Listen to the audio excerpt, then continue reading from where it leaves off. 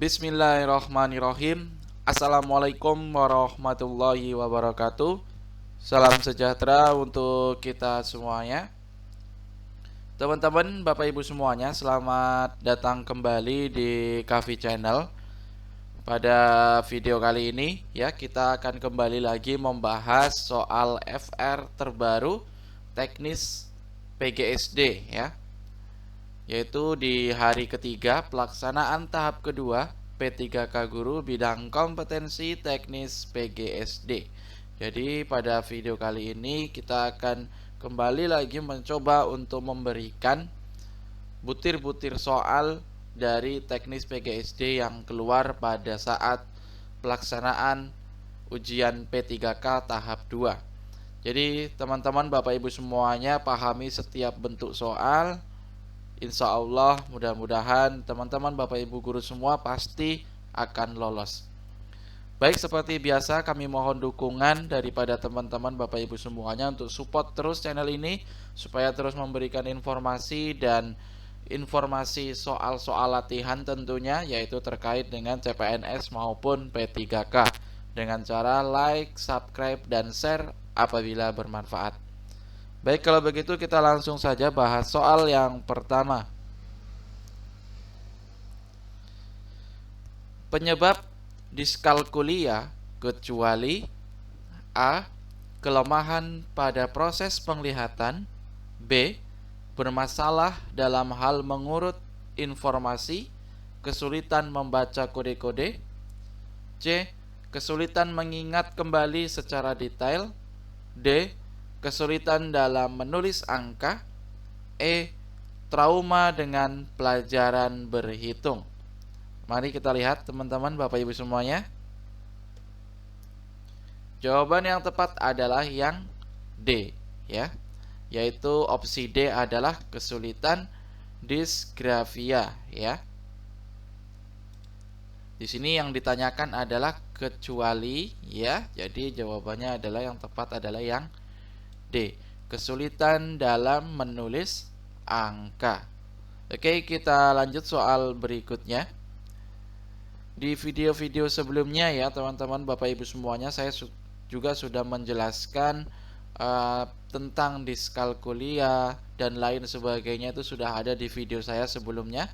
Jadi silahkan teman-teman Bapak Ibu semuanya yang belum menonton, silahkan dilihat, di situ sudah ada semuanya ya teman-teman Bapak Ibu semuanya. Atau nanti saya letakkan di deskripsi linknya ya teman-teman Bapak Ibu semuanya. Oke, kita lanjut soal berikutnya.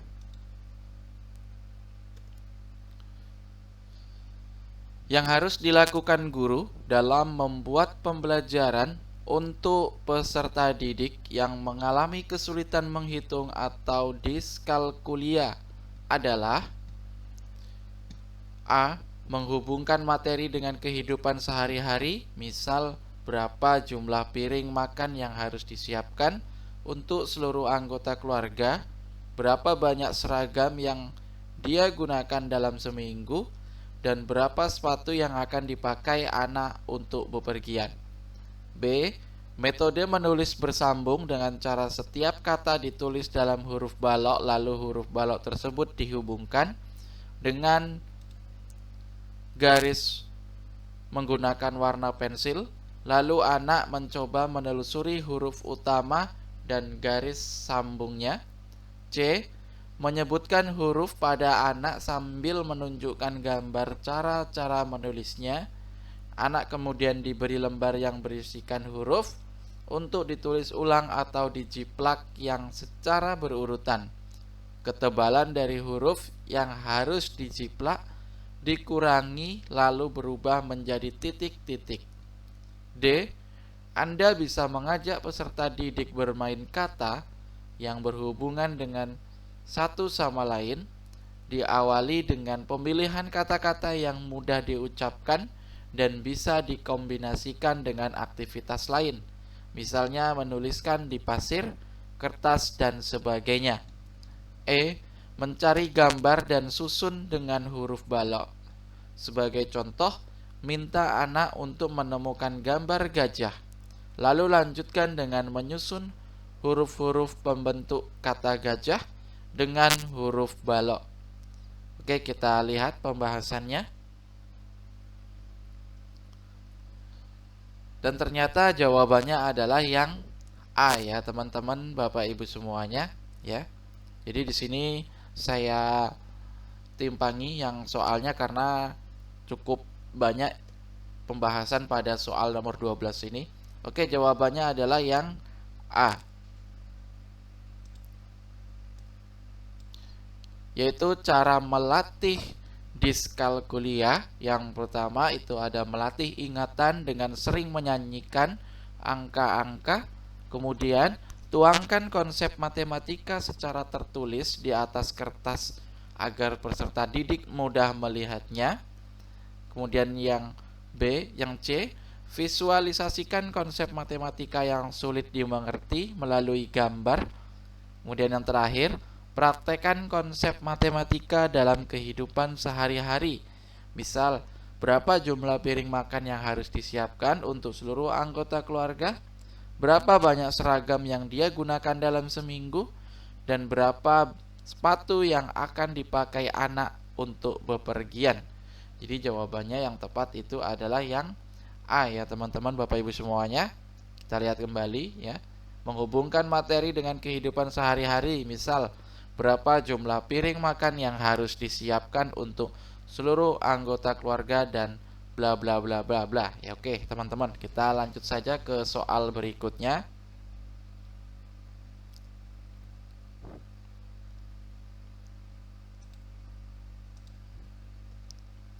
Oke, nomor selanjutnya ya.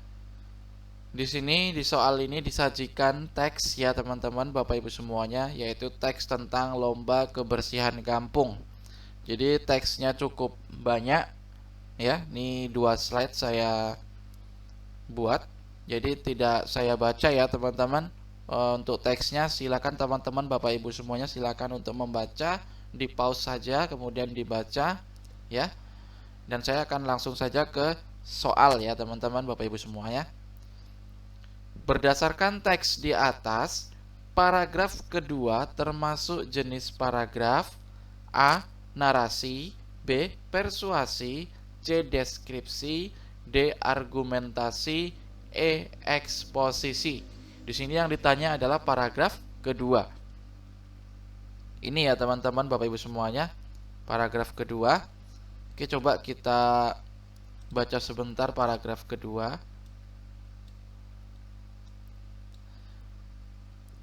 RTV ya sangat antusias terhadap kegiatan tersebut. Semua warga memulai kegiatan dengan mengumpulkan sampah bekas. Kemudian setelah itu membersihkan selokan tempat jentik-jentik nyamuk berkembang.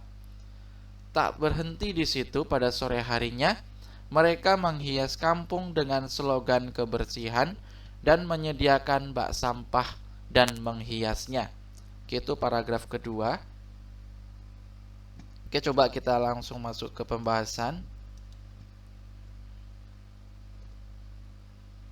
Jawabannya itu adalah yang A ya, teman-teman Bapak Ibu semuanya, yaitu narasi. Apa itu narasi? Oke, kita lihat. Paragraf narasi adalah paragraf yang menceritakan urutan kejadian. Nah, itu pengertian dari narasi ya. Berarti sesuai dengan urutan kejadian dalam teks ini ya, teman-teman Bapak Ibu semuanya. Kemudian ada paragraf eksposisi, adalah paragraf bersifat informasi atau pengetahuan secara ringkas, jelas, padat, dan menarik untuk dibaca, berisi fakta-fakta. Kemudian paragraf deskripsi adalah paragraf yang berisi penggambaran suatu objek, tempat, atau peristiwa tertentu kepada pembaca secara jelas dan terperinci. Kemudian paragraf argumentasi adalah paragraf yang berisi kalimat-kalimat untuk menguatkan suatu pendapat. Kemudian paragraf persuasi adalah teks yang memuat bujukan atau ajakan untuk menegaskan pembaca sehingga yakin dengan sesuatu yang disampaikan penulis. Eksplanasi adalah teks yang berisi tentang proses mengapa dan bagaimana kejadian-kejadian alam, sosial, ilmu pengetahuan, budaya, dan lainnya dapat terjadi. Pada soal ya, oke. Paragraf 1 adalah eksposisi. Jadi yang paragraf pertama tadi adalah eksposisi ya teman-teman Bapak Ibu semuanya. Kemudian paragraf kedua itu adalah narasi. Nah, berarti yang ditanyakan di sini paragraf kedua yaitu narasi. Paragraf ketiga adalah argumentasi, keempat itu deskripsi, paragraf kelima eksplanasi, dan paragraf keenam persuasi. Gitu ya teman-teman Bapak Ibu semuanya. Oke, kita lanjut soal berikutnya. Nah, ini masih terkait dengan teks tadi ya teman-teman Bapak Ibu semuanya. Mengikuti lomba kebersihan kampung adalah salah satu pengamalan Pancasila sila ke A1, B2, C3, D4, E5. Mari kita lihat pembahasan. Jawabannya adalah yang C, yaitu sila ketiga. Ikut serta menjaga kebersihan persatuan dengan cara kerja bakti merupakan wujud kerja sama yang akan memupuk rasa persatuan. Sila ketiga adalah persatuan Indonesia. Pengamalan sila ketiga antara lain, nah jadi sila ketiga itu pengamalannya apa-apa saja. Ini dia teman-teman Bapak Ibu semuanya. Yang pertama, mampu menempatkan persatuan, kesatuan, serta kepentingan dan keselamatan bangsa dan negara sebagai kepentingan bersama di atas kepentingan pribadi dan golongan. Kedua, sanggup dan rela berkorban untuk kepentingan negara dan bangsa apabila diperlukan. Tiga, mengembangkan rasa cinta kepada tanah air dan bangsa. Empat, mengembangkan rasa kebanggaan berkebangsaan dan bertanah air Indonesia. 5. Memelihara ketertiban dunia dan berdasarkan kemerdekaan, perdamaian abadi dan keadilan sosial. 6. Mengembangkan persatuan Indonesia atas dasar Bhinneka Tunggal Ika. Itu ya teman-teman Bapak Ibu semuanya. Oke, kita lanjut soal berikutnya. Nah, di sini sudah masih ada ya teman-teman Bapak Ibu semuanya. Ya, poin nomor 7, memajukan pergaulan demi persatuan dan kesatuan bangsa. Oke, tadi terlewat atau belum terbaca ya teman-teman Bapak Ibu semuanya. Oke, kita langsung ke nomor selanjutnya. Penulisan daftar pustaka yang benar adalah ya, A. Suryani Dwi, Pengamalan Pancasila dalam Kehidupan Sehari-hari, Bandung, Indonesia Publishing House. 2. B. Suryani Dwi, 2001, Pengamalan Pancasila dalam Kehidupan Sehari-hari, Bandung, Indonesia Publishing House. C. Suryani Dwi, 2001, Pengamalan Pancasila dalam Kehidupan Sehari-hari, Bandung, Indonesia Publishing House. D. Suryani Dwi, 2021, Pengamalan Pancasila dalam Kehidupan Sehari-hari, Bandung, Indonesia Publishing House. E. Suryani Dwi, 2001, Pengamalan Pancasila dalam Kehidupan Sehari-hari, Indonesia Publishing House, Bandung. Oke, kita lihat pembahasannya. Jawabannya yang tepat itu adalah yang B ya teman-teman Bapak Ibu semuanya. Oke, jawabannya adalah yang B. Apa itu yang B? Kita lihat sebentar ya. Di sini ada Suryani, Dwi, kemudian titik, kemudian 2021 titik, kemudian Pengamalan Pancasila dalam Kehidupan Sehari-hari titik, Bandung titik 2, kemudian Indonesia Publishing House. Oke, kita lihat pembahasan. Berikut adalah aturan penulisan daftar pustaka dalam karya ilmiah secara umum. Yang pertama itu adalah nama ya teman-teman Bapak Ibu semuanya. Berarti nama ya. Kemudian namanya ini dibalik ya teman-teman Bapak Ibu semuanya. Kemudian Yang kedua adalah tahun terbit. Ya, ini tahun terbit ya. Kemudian judul buku. Nah, ini dia judul buku ya, teman-teman, Bapak Ibu semuanya. Oke. Kemudian yang keempat adalah kota dan nama penerbit. Kita kembali sebentar. Yaitu kota ya dan nama penerbit. Oke. Nah, di sini sudah disajikan contoh ya, teman-teman, Bapak Ibu semuanya. Disajikan contoh ya. Misalkan di sini ada data buku, judul, penulis, penerbit, kota penerbit, dan tahun terbit. Nah, berarti cara penulisannya itu seperti ini ya, teman-teman, Bapak Ibu semuanya. Oke. Kita awali dengan nama ya. Di sini namanya adalah Dr. John F. Knight. Ya, berarti dibalik tulisannya akan menjadi seperti ini ya, teman-teman, Bapak Ibu semuanya. Knight John F.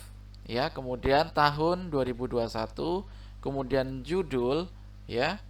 Kemudian setelah itu kota penerbit Bandung, kemudian penerbitnya ya, Indonesia Publishing House. Oke, maka jawaban soal tadi yang tepat itu adalah yang B ya, teman-teman, Bapak Ibu semua ya. Oke, kita lanjut soal berikutnya.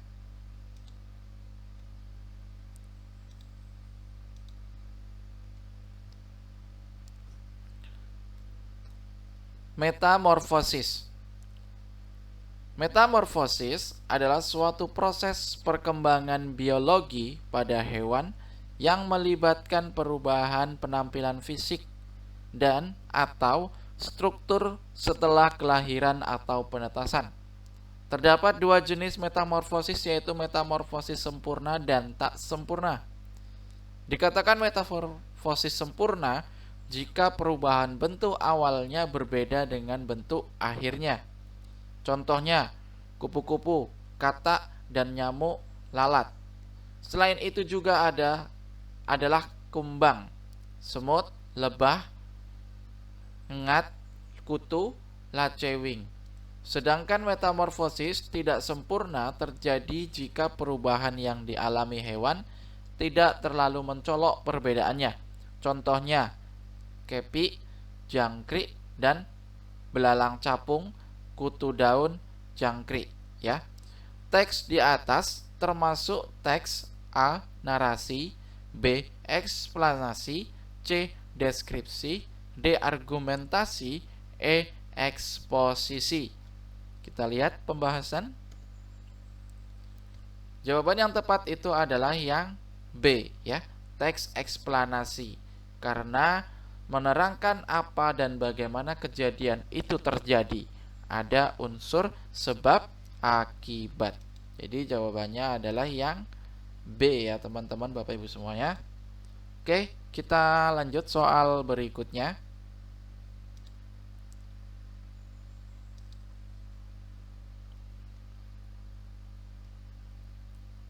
Daur hidup kata yang benar adalah A. Kata dewasa, kata muda, kecebong, telur. Kemudian B. Telur, larva, pupa, kata dewasa. C. Telur, kata muda, kecebong, kata dewasa. D. Kecebong, kata muda, kata dewasa, telur. E. Kata dewasa, telur, kata muda, kecebong. Kita lihat. Jawaban yang tepat adalah yang D ya, teman-teman, Bapak Ibu semuanya. Oke. Kecebong, kata muda, kata dewasa, telur. Jadi perhatikan daur kata berikut. Di sini ada daur katanya ya. Nah, di sini dari kecebong kemudian menjadi kata muda, kemudian kata dewasa, dan kembali lagi kita dari telur ya, kemudian kecebong, kata muda, dan kata dewasa. Nah, itulah daur kata ya, teman-teman, Bapak Ibu semuanya. Kita lanjut soal berikutnya. Daur hidup lalat yang benar adalah A. Lalat dewasa, B. Lalat muda, pupa, telur. B. Telur, larva, pupa, lalat dewasa. C. Telur, lalat muda, pupa, lalat dewasa. D. Larva, pupa, telur imago, E. lalat dewasa, telur larva pupa. Oke, kita lihat. Jawaban yang tepat itu adalah yang B, ya, yaitu telur, larva, pupa, dan lalat dewasa. Nah, ini dia pembahasannya teman-teman, Bapak Ibu semuanya. Oke, silakan teman-teman, Bapak Ibu semuanya perhatikan. Daur hidup lalat, ya, telur, larva, pupa, imago atau lalat dewasa, kemudian menjadi telur dan seterusnya.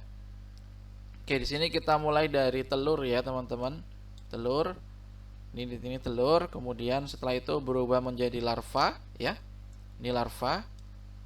Ya, kemudian setelah itu akan berubah lagi menjadi pupa atau kepompong, ya.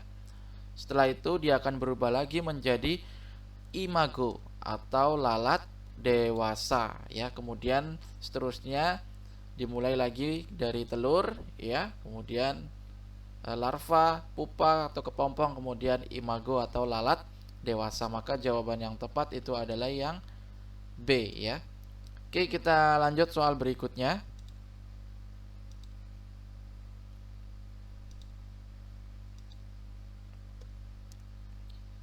Daur hidup kupu-kupu yang benar adalah A. imago, ulat, telur, kepompong, B. telur, ulat, kepompong, kupu dewasa, C. telur, kupu muda, pupa, kupu dewasa, D. larva, pupa, telur, imago, E. lalat dewasa, telur, larva, lalat muda.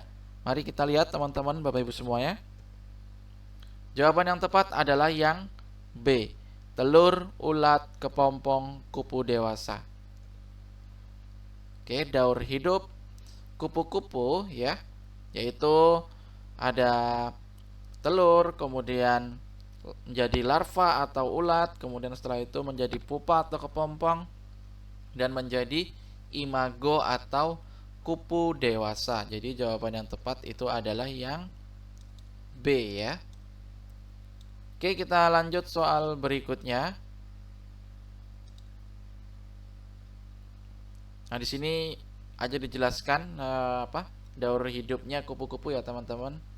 Oke, kita bahas sebentar. Nah, di sini ada dari telur, ya. Ini telur kemudian menjadi ulat, ya, atau larva, kemudian setelah itu menjadi pupa atau kepompong, ya, kemudian setelah itu akan menjadi imago atau kupu-kupu dewasa. Oke, kita lanjut soal berikutnya.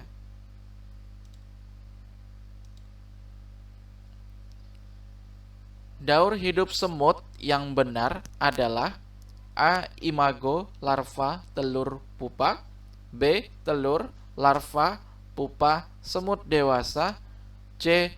telur, larva, semut muda, semut dewasa, D.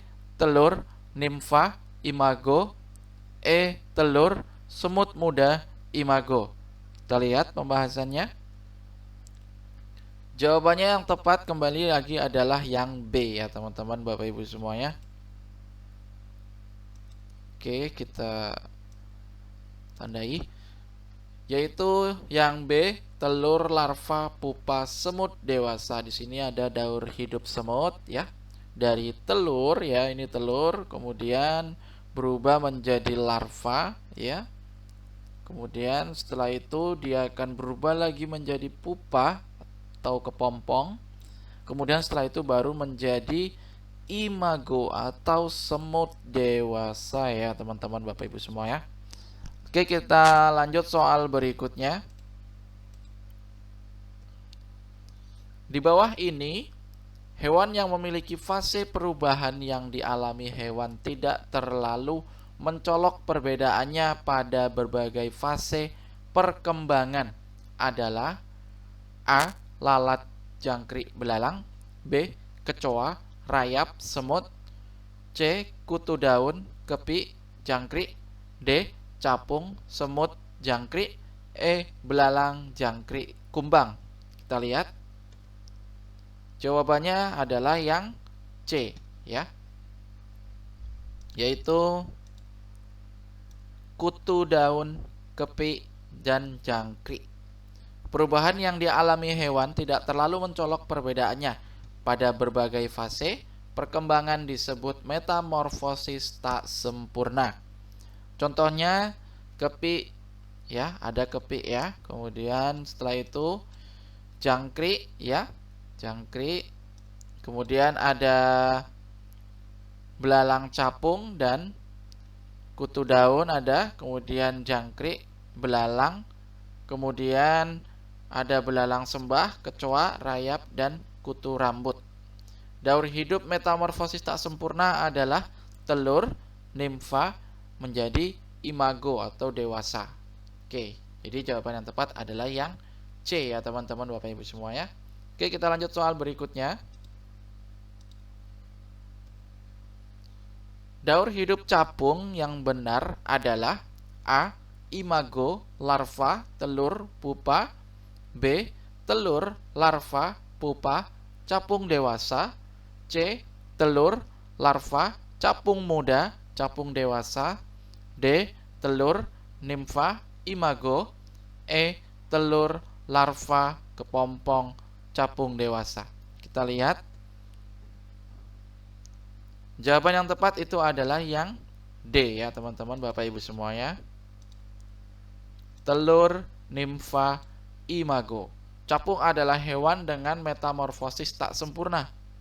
Daur hidup metamorfosis tak sempurna adalah nimfa ya, kemudian pertama telur ya, kemudian menjadi nimfa muda, kemudian menjadi imago atau dewasa dan kembali lagi telur dan seterusnya ya teman-teman Bapak Ibu semuanya. Oke, kita lanjut soal berikutnya.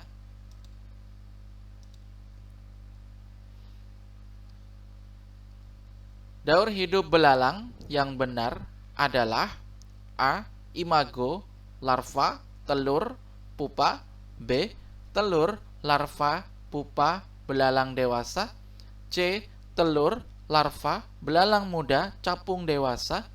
D. Telur, belalang muda, imago. E. Telur, larva, belalang muda, belalang dewasa. Kita lihat teman-teman Bapak Ibu semuanya.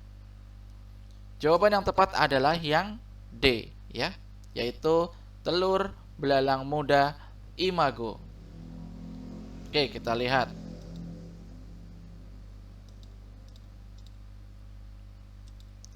Yang D.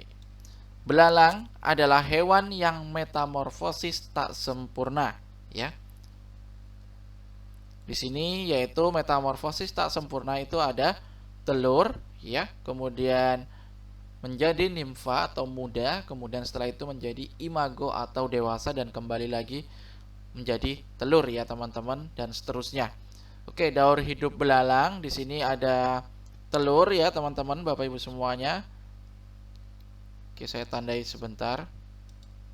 Sini ada telur ya, kemudian setelah itu ia akan menjadi nimfa atau belalang muda ya, setelah itu dia akan menjadi imago atau belalang dewasa.